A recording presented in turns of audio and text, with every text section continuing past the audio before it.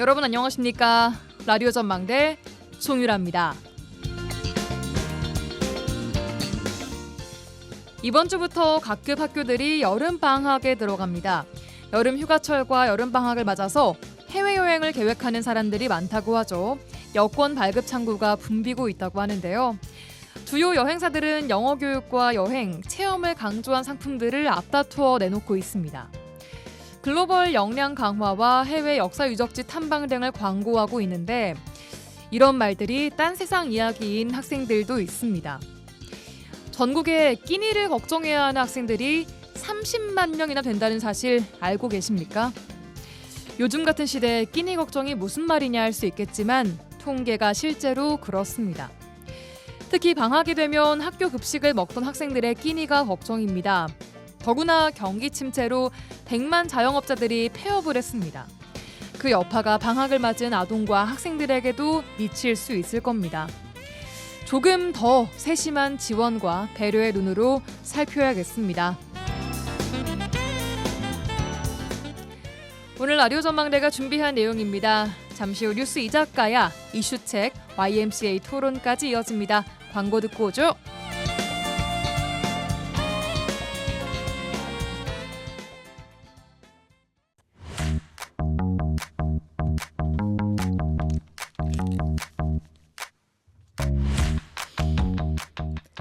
라디오 전망대 7월 18일 금요일 순서 출발합니다. 오늘 같은 불금의 시사 한 잔, 이슈 한 모금, 뉴스 이작가야로 출발하죠.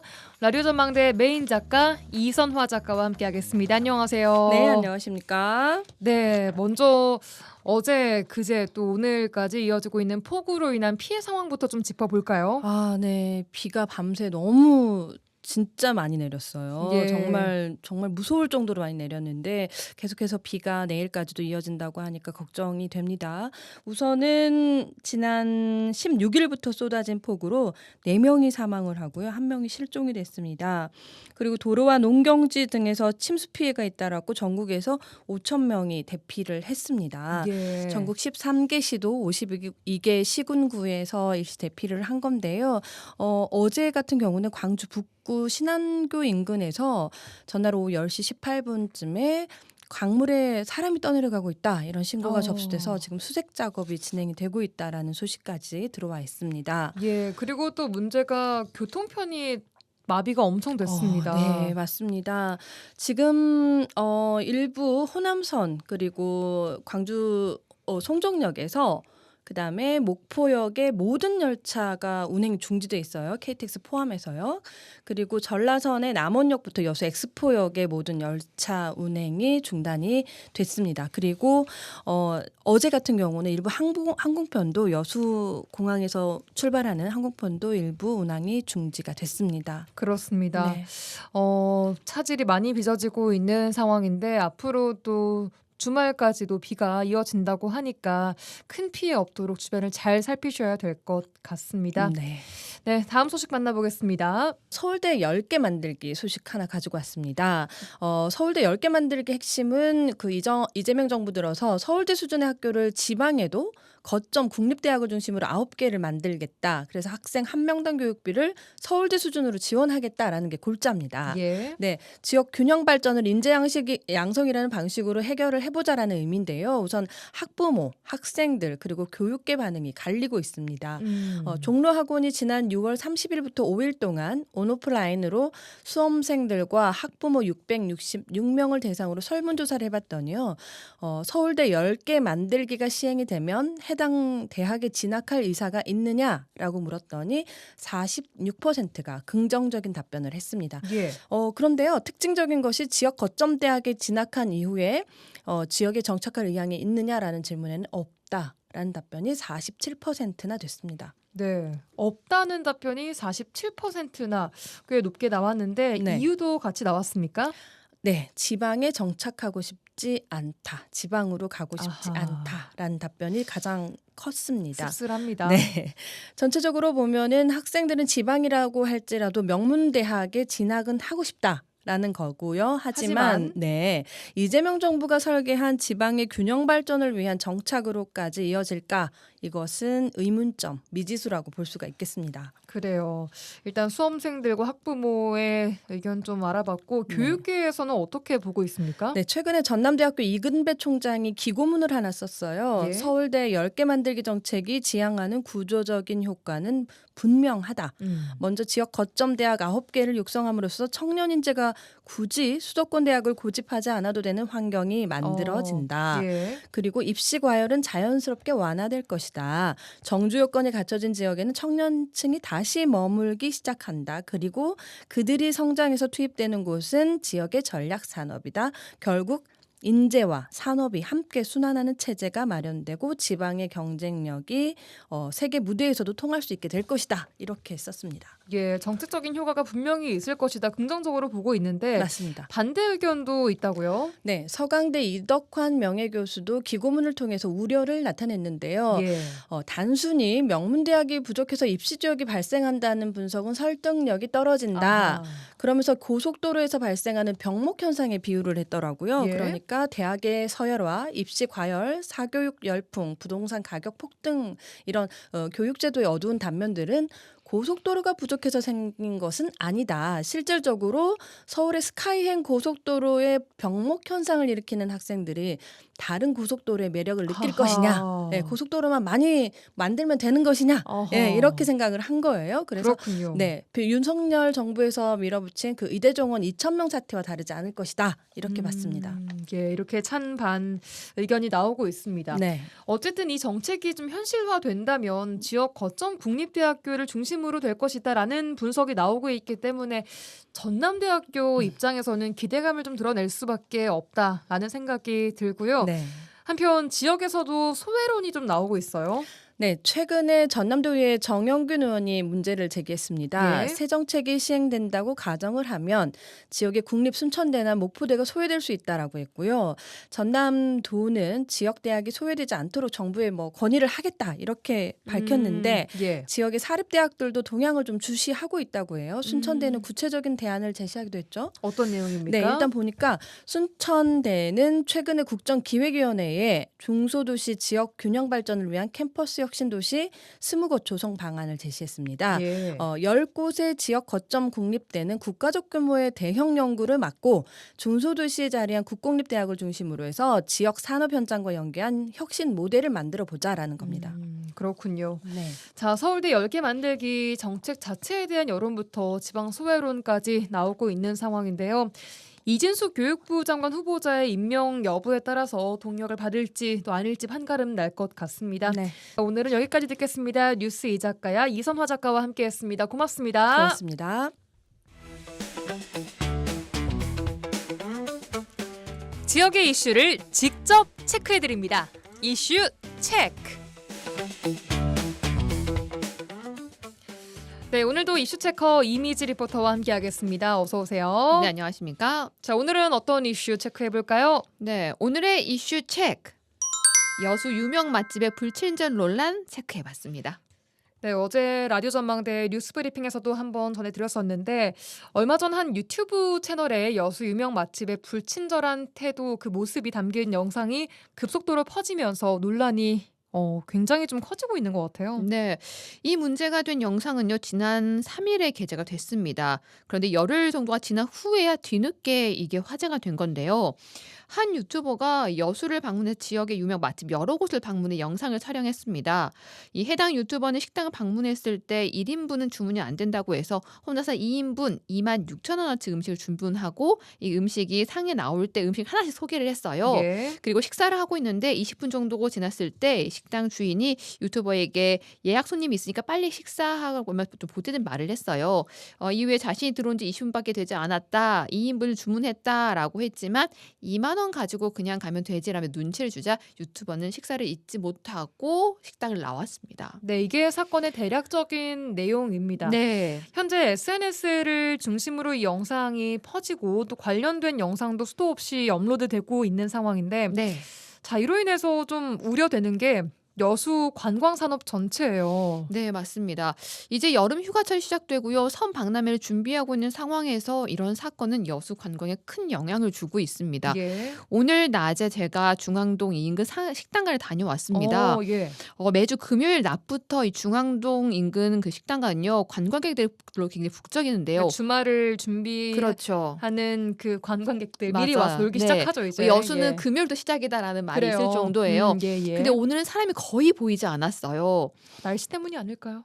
날씨 영향도 있을 수 있겠지만 이번 영상 여파가 굉장히 크다고 상인들 얘기하더라고요. 상인들이 체감하기 그래요. 네, 상인들 체감하기에 날씨의 문제가 아니라 이거는 이 영상으로 인해서 문제가 굉장히 크다라고 얘기를 했어요. 그래요. 네. 이런 상황을 바라본 상인들은요. 이미 영상이 보도된 이후 매출에 영향을 느낀다고 하는데요. 시민들은 지역의 관광산업이 주춤하지 않을까 우려도 있습니다. 시민들과 상인 얘기 들어보시죠. 저번 주 금요일이랑 비교했을 때 확실히 느껴져. 완전 반토막 더 이해한 것 같은데 지금 비율은 절반 정도인 것 같아요. 거의 그냥 식당 앞에 보러 가려고 하는 그 사람들이 거의 유심인 것 같은데 요즘에는 사실 매스컴이 무섭다 보니 한순간에 뭐 실수가 좀 크게 여파가 올 수 있다는 생각은 했어요. 네. 오늘부터 딱 체감이 되니까 무서웠죠. 원래 금토가 피크인데 지금 이렇게 돼버리면 앞으로가 훨씬 더 무섭죠. 다 인터넷에 계속 다 떴는데 여파가 많이 있지. 문제가 되지 않을까요? 불친절한 건 있어요. 많이 불친절하죠. 또 혼자 가서 밥 먹는 것도 안 받아주고. 이제 뭐 바뀌겠죠. 그렇게 저렇게 나오고 나서 보면 사람들이 바뀌지 않을까요? 네, 초반에는 매출 감소를 체감한 상인의 인터뷰였고 네. 마지막쯤에는 시민 인터뷰인 것 네, 같아요. 맞습니다. 예. 여수 관광에 대한 불친절, 바가지 요금 이런 문제들이 꾸준히 지적이 돼 왔지만 이번에는 이게 영상으로 고스란히 좀 전해지면서 그 여파가 다른 때보다 조금 더 좀 큰 것 같습니다. 네, 맞습니다. 지역 상인들도 그 점을 가장 우려하고 있어요. 제가 상인들을 많이 만났는데 직접 인터뷰는 좀 곤란하다고 하셔서 이야기만 좀 들어볼 수 있었거든요. 예. 그러니까 많은 사람들이 접한 영상으로 전해지면서 이 영상이 영상을 만들고 또 알고리즘 통해서 이게 계속 연결되니까 논란이 계속 커지고 잠잠이지 않는다고 얘기합니다. 그 논란이 그 잠재워 질법합하면 또 영상이 또 뜨고 그렇죠. 관련된 영상이 또 만들어지고 새로 해서, 계속 업로드가 되는데요. 오늘도 관련된 뉴스들이 계속 나왔습니다. 그래서 일부 상인들은요. 이런 사건으로 인해서 다른 상가들까지 이런 여파가 퍼지지 않을까 하고 우려를 하고 있어요. 제가 인근 상가 얘기를 들어봤는데 요런머리라고 해서요. 이 여수 음식점들 모두 불친절하다라고 몰아가지 않을까 하는 기대가 가장 걱정이라고 해요. 이게 일반화를 시켜버리는 거죠. 그렇죠. 그러니까 그 영상을 보고 왔다가 사소한 행동으로도 여수 다 똑같구나. 뭐 봤던 그대로네. 이런 역시 식으로 뭐, 인식이 될까 봐 이런 것 때문에 행동 하나에 되게 조심한다고 하더라고요. 그래요. 네. 아마 여수를 찾는 관광객들도 이 영상을 많이 봤을 것 같은데 네. 실제 아까 오늘 나갔다 오셨다 했는데 네, 맞아요. 오늘 현장에서 만났던 관광객들의 반응은 좀 어땠습니까? 제가 이 식당가 찾았을 때 점심시간이라서 관광객 굉장히 많이 오갔어요. 근데 그 식당 앞을 지날 때 그 일행들끼리 그 눈치 주기 있잖아요. 눈치 보기. 여기야. 저기야. 그렇죠. 저 집이야. 네, 이렇게. 맞아요. 그러니까 사진 찍는 분도 계시더라고요. 그래요. 인증샷처럼요. 음. 그러니까 지나가는 일행들 얘기하면서 또 다들 그 SNS 뉴스로 다들 이걸 접한 모습이었는데요. 이 여수 관광지 불칠전과 바가지 요금은 항상 있었던 문제라 크게 신경 쓰지 않았다고 얘기하는데 또 의외로 대부분의 관광객들은요. 이런 영상이 여수 여행하는데 크게 영향을 주지 않았다고 얘기를 해요. 그래요. 네, 그러니까 워낙 뭐 여수만 이런 게 아니라 다른 지역 다 그렇긴 하는데 이게 굳이 이 가게만의 문제지 여수 전체의 문제는 아니다라고 얘기를 하더라고요. 불친절하다 하면 당연히 안 가죠. 네, 누가 가겠어요. 저런 식당만 있는 거고 친절한 식당도 있는 거고. 여수에 대해서 많이 물어보고 왔거든요. 그러다 보니까 가지 말아야 되는 식당과 이제 그런 걸 좀 알려주시고 불친절하고 뭐 가격을 위해서 조금 많이 대충 기사나 유튜브 통해가지고 받긴 했어요. 그래서 안 그래도 이제 여수 여행 계획 중에 이제 이 소식을 들었어가지고 계속 뜨게 되는 경향이 아무래도 없지 않아 있긴 하죠. 아무래도 거기에 자연스럽게 이제 여수 뭐 리스트라던가 맛집 리스트 검색을 하면 뜨다 보니까 여수 찾아가는 관광객들의 세상에서는 조금 노출이 조금 많이 될 수밖에 없을 것 같긴 해요. 그냥 그거는 여수 자체의 이미지하고는 좀 별개로 그냥 그 식당 그 대응에 대한 이제 그 이슈가 있었던 거지 여수 이미지 자체가 조금 부정적인 이미지가 커졌다거나 그러진 않을까. 어차피 다들 그러니까 그건 식당 문제로 생각하거든요. 네, 여수를 찾은 관광객들의 목소리 들어봤습니다. 네. 현재 그 해당 식당 영업하고 있습니까? 네. 논란 이후 어제 하루 문을 닫았지만요. 오늘부터 다시 영업을 시작을 했더라고요. 이번 네. 논란에 대해서 식당 주인이 입장을 밝히기도 했습니다. 오해가 있었다라고 얘기를 했는데 해당 유튜버가 동의 없이 촬영을 했고 자신의 목소리가 원래 크고 좀 전라도 사투리에 대한 오해가 있었다 이렇게 전해왔죠. 네, 맞아요. SNS에 떠도는 그 혼자 와서 뭐 재촉을 했다, 현금만 받았다 이런 굉장히 억울해하셨어. 그래서 꼭 내 몫을 전하고 싶다라고 말씀하셨어요. 인터뷰를 하셨어요. 네, 오늘? 인터뷰를 했습니다. 한번 들어보시죠. 카메라 찍으랍니다. 말을 하고 찍어야 돼. 그러지 불법이지 그거. 이 사람은 카메라 뭐인가 휴대폰 2개를 딱 놓고 밥을 안 먹고 밥은 주라 그래 놓고는 찍고 있네. 그래서 이제 아이 저러면 안 된다고 나 아가씨 이러면 안 되고 소임들은 있고 아가씨가 이렇게 사진을 찍고 있으면 안 됩니다. 우리한테 물어보도 안 하고 사진을 찍고 소임 있는 집에 사진 찍으면 안 되니까 간단히 얼른 먹고 가면 좋겠습니다. 그랬거든. 그러고 핑이 나가버리대. 나 원래 말이 막 기가 멍멍해질 때 말이 커. 요새 말이 오리지널이지. 소임한테 나고 어떻게 그건 게 너무 과하게 나와버리대. 맨날 소임한테 말 두고 소임한테 아이고 이쁘이들 온가 그러고 막 그래 봤는데 나도 억울해. 동원아 마른 사람들이 어쩌냐 그러면 뭐 쫓아냈다 어쩌다 카드를 어디서 카드 안 썼다고 그 말을 금방 손님이 현찰을 드리고 현찰 주지 말고 카드를 주세요 나 그랬지. 그러니까 나가 더구나도 억울해 그래. 예, 이번에 논란이 됐던 해당 식당의 주인의 목소리 직접 들어봤습니다. 네. 어떻게 생각하시는지는 청취자 여러분들이 네. 판단을 하시기 바라겠습니다. 네. 자, 여수시에서는 이번 영상으로 식당에 대한 민원이 발생하자 민원 해결을 위해서 식당을 찾아가서 직접 친절 교육과 함께 행정 지도에 나섰다고요. 네, 여수시에서는요 해당 업소에 대한 특별 위생 점검을 실시했습니다. 또 이번 위생 점검은 위반 사항 적발보다는 친절 서비스 개선을 위한 조치였다고 하는데요. 이번 논란으로 인해 여수 관내 식당에 대한 친절 교육 강화 등 다양한 방안을 마련할 계획이라고 합니다. 여수시 식품위생과 위생지도팀 김승호 팀장 인터뷰입니다. 여수 음식점 5,100개 정도의 친절 협조 안내 공문을 발송을 했거든요. 그 부드러운 말투 사용, 뭐 식사 시간 보장, 그다음에 음식 사용 시 자세한 설명을 해라는 그 친절 응대 요령에 대한 공문을 발송을 했고, 또 저희들이 그 동안에는 계속적으로 불친절 민원이랄지 이런 거에 대해서는 현장 점검하면서 영업자들에게 그 친절 교육을 해왔었습니다. 그리고 세계 성박람회 성공 개최를 위해서 매월 그 영업자 협회, 소비자 감시원, 시민들이 참여하는 그 캠페인을 시작하고 있거든요. 그리고 음식점에 대해서는 그 3정 실천 운동이라고 하고 있어요. 그것이 정겨운 미소, 정갈한 음식, 정직한 가격. 그 중에서 그 정겨운 미소를 가장 큰 우선순위를 두고 그 음식점의 영업자나 그 종사자 교육을 좀 홍보를 계속 하고 있습니다.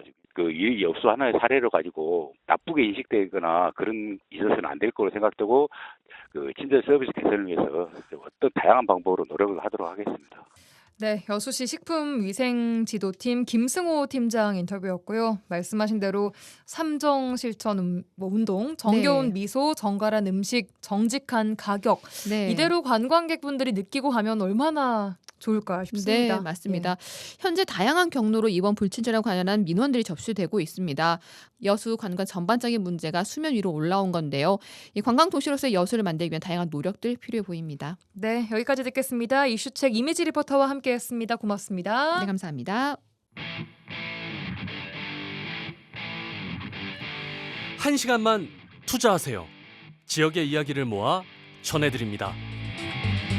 지역 시사는 역시 여수 MBC 송유라의 라디오 전망대.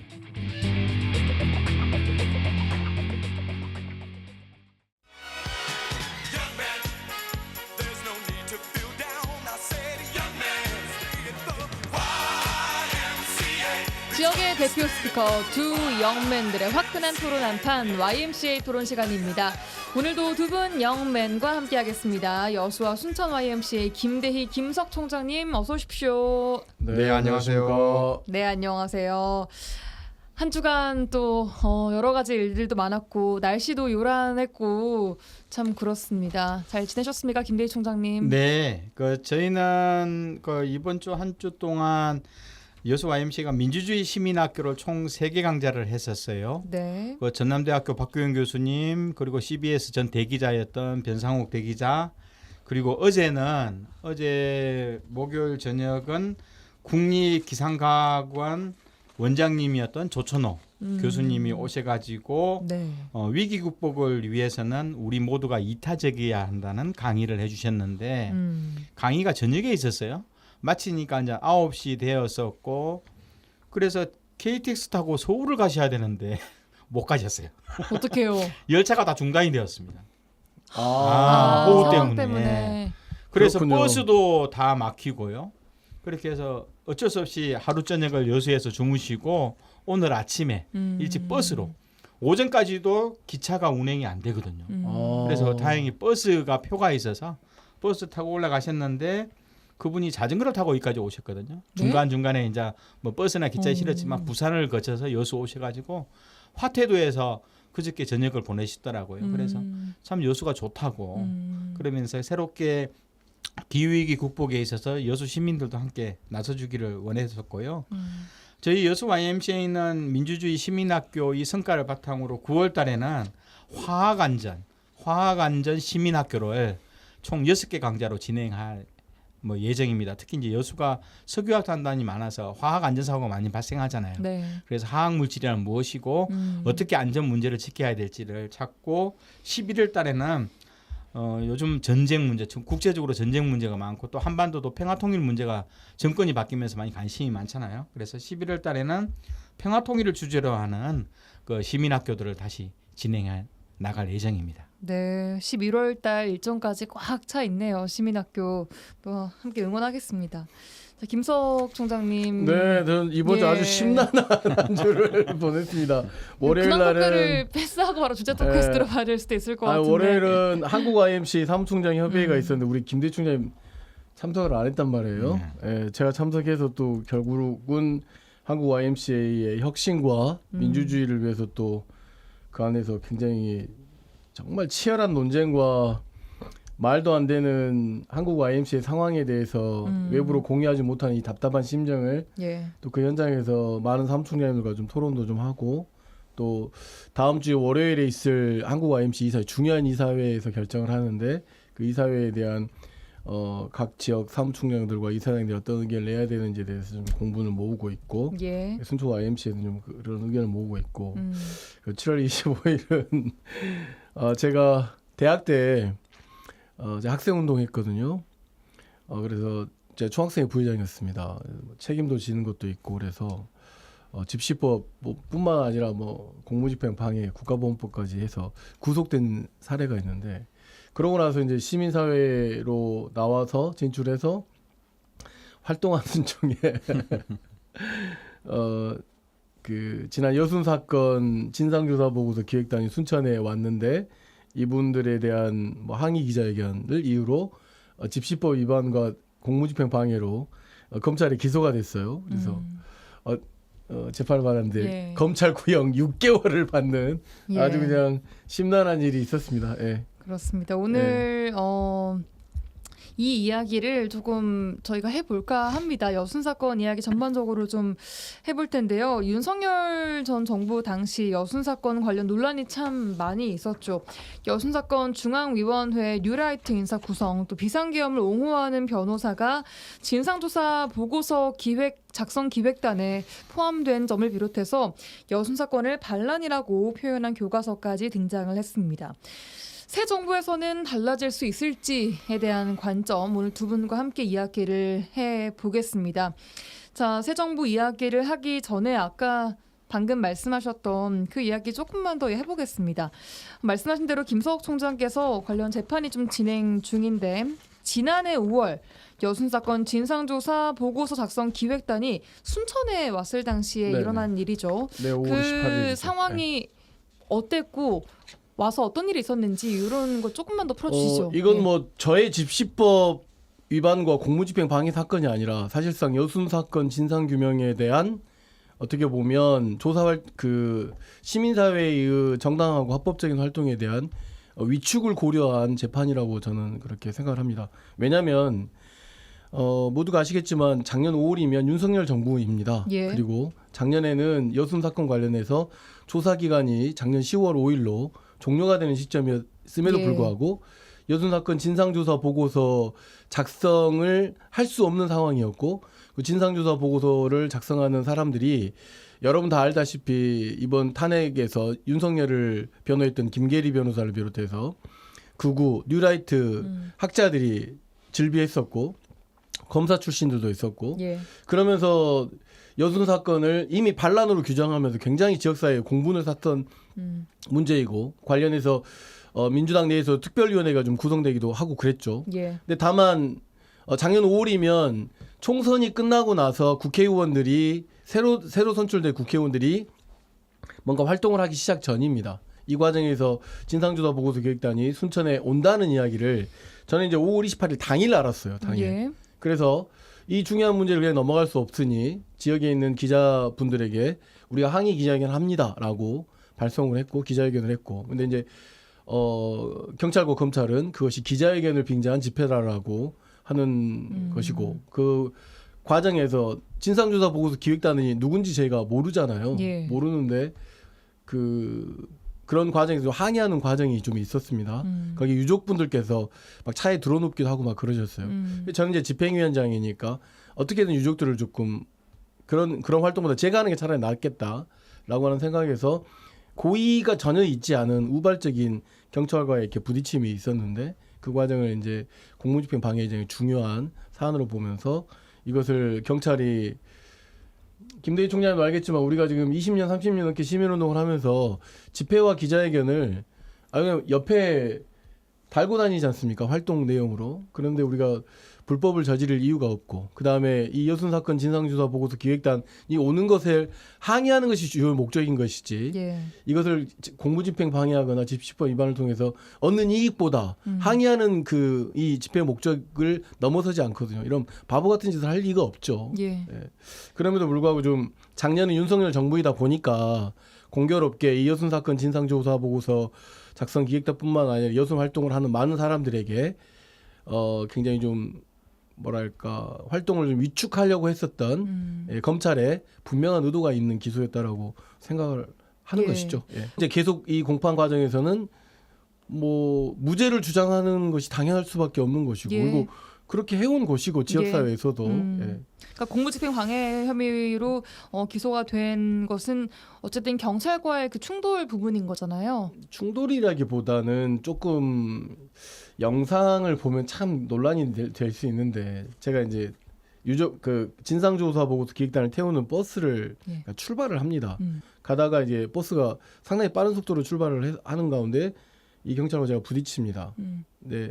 부딪히는 상황은 제가 막 밀치는 것처럼 보여요. 그러나 그 부딪힌 과정에서 경찰도 넘어지고 저도 비틀거리면서 버스에 이렇게 같이 그런 과정이 있는 건데 이거를 이제 검찰은 공무집행 방해로 보는 거고 저는 우발적 부딪힌 과정에서 경찰과 저를 보호하려고 하는 행동이라고 보는데 하여튼 그런 논란이 좀 여지가 좀 있는 것 같습니다. 알겠습니다. 김대희 총장님 작년부터 계속 지켜보고 계실 텐데 네. 총평 좀 주시죠. 네네. 어떻든 뭐 해당 내용은 전남 동부권 지역 특히 이제 여순 사건 유족들이 77년에 걸쳐서 역사적인 사건에 대한 정부의 진상 규명을 좀 촉구하면서 만들어졌던 어떻게 보면 화해와 평화 또 여야 합의 간에 만들어졌던 특별법에 근거해서 진행되는 건데 윤석열 정부가 들어오고 나서 이 진행 과정들이 워낙 석연치 않게 풀어지면서 어떻든 유족들이 많은 실망감이 있었던 건 사실인 거죠. 예. 그런 과정 속에서 어떻든 마지막 주요 핵심을 가지는 진상 보고서 작성 기획단이 왔다니 어떻든 유족들이 그동안의 이 의견이나 내용들이 제대로 좀 전달이 안 되고 있고 활동이 안 되고 있어서 그걸 전달하는 과정이거든요. 그러면 경미한 사건이라고 봐야 되는 거죠.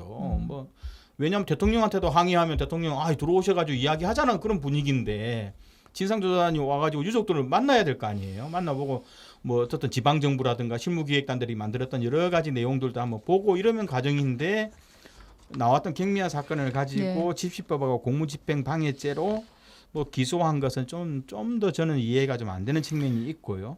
여순 사건은 그것보다 더 슬프고 더 어마어마하고 지역이 가지고 있었던 거의 100년에 가까운 7, 80년에 가까운 엄청난 상처를 가진 그 거대한 사건에 비한다면 뭐 이 사건들은 큰 사건도 아니고요. 그리고 또한 전체 일정을 취소할 만큼 전체 일정을 파행할 만큼 중대한 사건이 아니었거든요.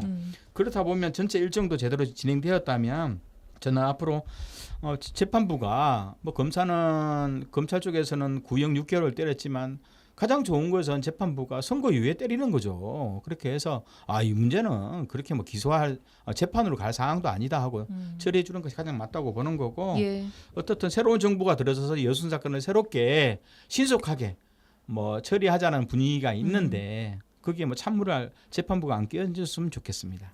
선고는 지금 8월 28일 날 오전 10시에 계획하고 있고 근데 이제 이 사건은 저에 대한 집시법 위반이나 공무집행 방해 사건으로 보면 한도 끝도 없을 것 같고요. 이건 이제 여순 사건에 대한 진상규명 과정을 위축시키려고 했었던 검찰과 경찰의 의도가 있는 것이다라고 보고 있기 때문에 주변에서 이제 많은 분들께서 특히 이제 유족분들께서 저보다 더 이제 뭐라 해야 될까요? 송유라 아나운서도 굉장히 좀 다운되기 계실 필요 없어요. 일단은 8월 28일 날 원치 않은 뭐 판결이 나오면 항소하면 되는 거고 뭐 대법까지 가면 되는 거니까 저는 뭐 그렇게 보고 있는 건데 무엇보다 이제 당일 현장에서는 그런 거죠. 그 고령의 유족들이 떼약볕에서 이렇게 5월이면 엄청 뜨거운 여름이 이제 들어온 초입이잖아요. 거기 현수막을 들고 있는 모습을 아마 현장에 오셨던 기자분들이 다 보셨어요. 그 있을 수 없는 일인데 그분들 잠깐 만나주고 가라는 요구였어요. 근데 만나지 않고 누군지도 모르는 가운데서 버스 타가지고 버스가 그렇게 폭력적으로 출발을 하는 그 과정을 정상적인 사람이라고 한다면 그걸 보고 가만히 있을 수 없는 것이었다. 하여튼 뭐 다시 한번 말씀드리지만 저와 같이 충돌과 부딪힘이 있었던 그 경찰 분들에게 어찌됐든 본의 아니게 이런 상황을 만드는 것 자체에 대한 것은 제가 그분들에게 좀 사과는 좀 드리긴 해야 될 것 같습니다. 진심으로 그분들에게는 좀 미안하다는 말씀을 좀 드리고 싶습니다.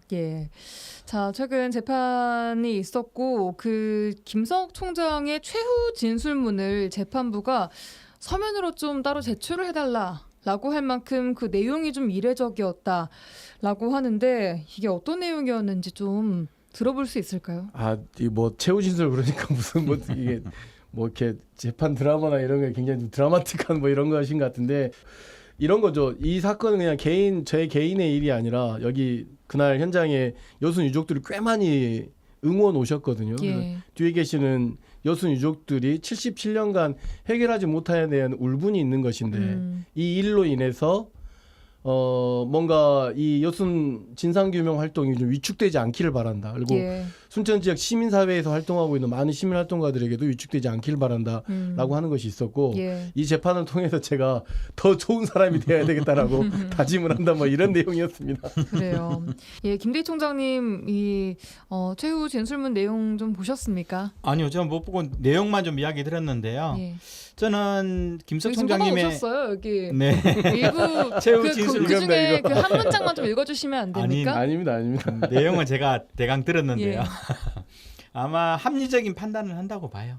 1심은 최소한 전체 이게 또 개인의 이탈의 문제가 아니라 역사적 사건에 대한 판단을 할 수밖에 없는 영역이라서 저는 1심 재판부가 합리적 판단을 할 거고 또 뒤에 오신 분들이 다 순천 시민 또 유족분들이라는 거 알기 때문에요. 그들이 가지고 있는 아픔과 상처가 뭔지를 충분히 아는 그러한 합리적 재판을 저는 판결을 내릴 거라고 봅니다. 알겠습니다. 8월 28일 결과를 좀 기다려봐야 될 것 같고요.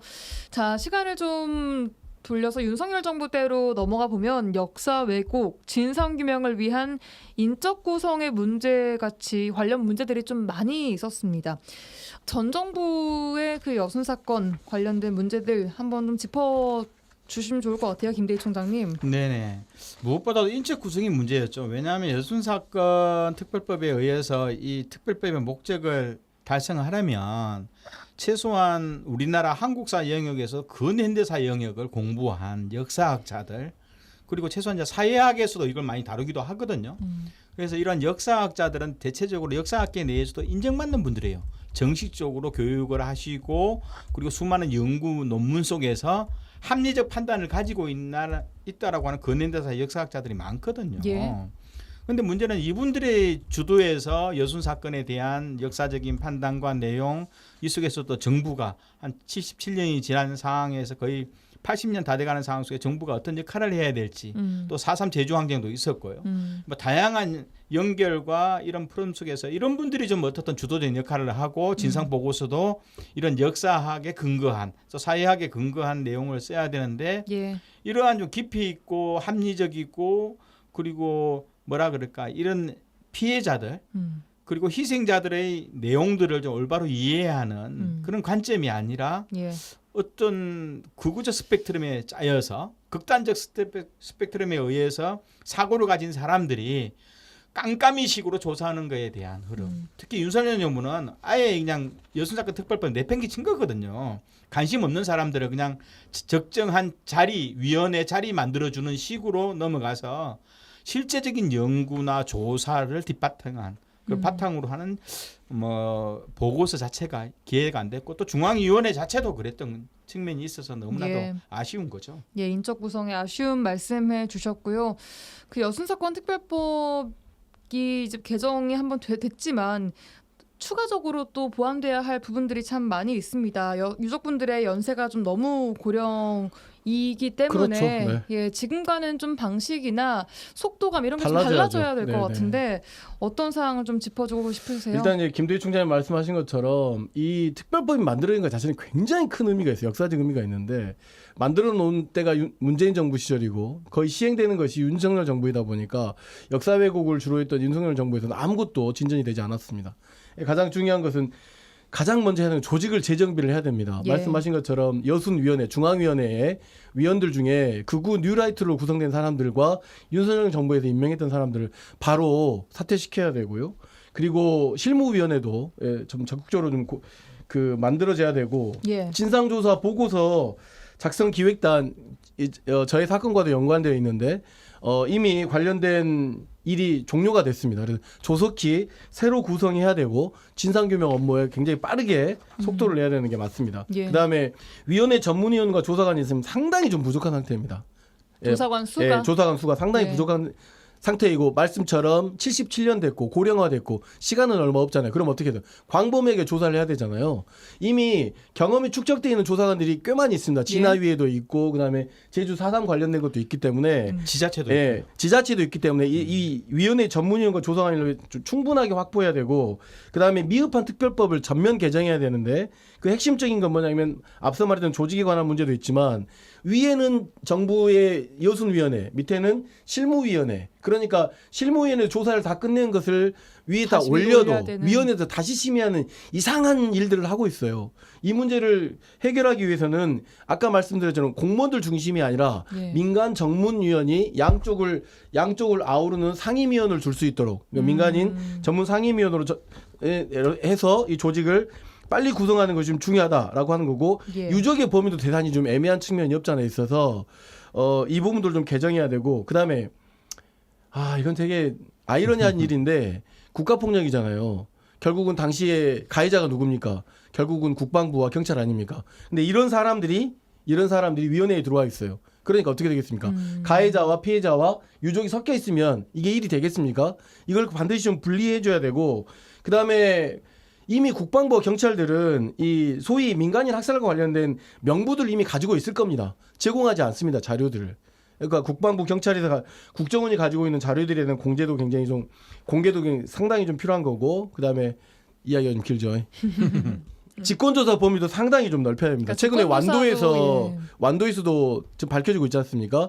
무슨 이야기냐면 여순 사건은 여수 순천만의 문제가 아닙니다. 전라남도, 전라북도, 광주, 경상남도까지 퍼져 있는 굉장히 광범위한 지역이기 때문에 이 부분에서 있었던 사건들에 대한 직권조사도 좀 필요하고 그다음에 이 유족들, 그 피해자들을 위한 상담실도 필요합니다. 상담소도 필요하고 지금은 이제 개별 법률 사무소에 의존하고 있는데 이런 문제들도 좀 필요하고 길게 내다본다고 한다면 제주 4.3 평화재단처럼 여순도 마찬가지로 평화재단을 좀 설립돼서 그런 어떤 위령 사업이랄지 이런 것들을 주도해야 되는데 지금은 자치단체가 자기 자치단체에다가 어디에 위치할 거냐면 경쟁하는 방식으로 진상규명은 뒤로 가버리고 사업에만 매몰되어 있는 문제들을 해소하기 위해서라도 재단 설립 문제들도 좀 굉장히 좀 한 가지만 끝으로 유해 발굴할 때 대단히 좀 신중한 자세를 좀 취해줬으면 좋겠다라고 하는 것들이 유족들의 부탁입니다. 뭐냐면 발굴지에 충분한 조사가 있고 난 다음에 발굴 후에